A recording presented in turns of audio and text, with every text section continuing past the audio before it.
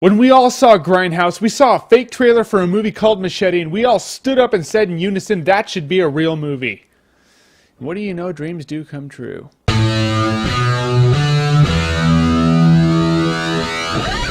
Machete.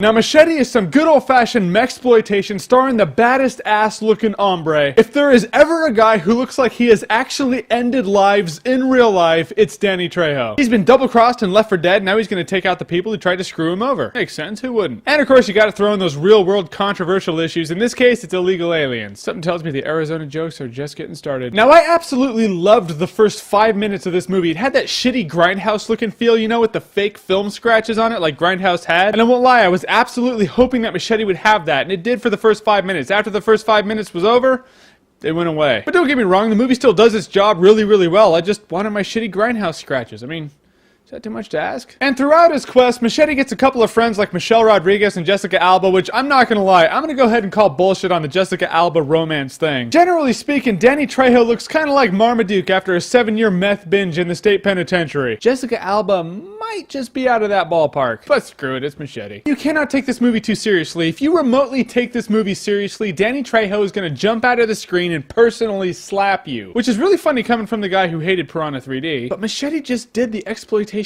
better. Because in this world at least, scary badass Mexican bastards trump fish every time. Cheech Marin's in it, who plays a priest with guns, which I'm not gonna lie makes for a pretty sweet scene. And the baddies include Robert De Niro as the state senator, Frank Lapidus from Lost, who plays, what does he play? A rich guy? He plays rich guy, but the rich guy who screwed over Machete. Big mistake. And Aikido Master and Sheriff Steven Seagal's in it, which does he play a Mexican in this movie? I don't know if he plays is he supposed to play a Mexican?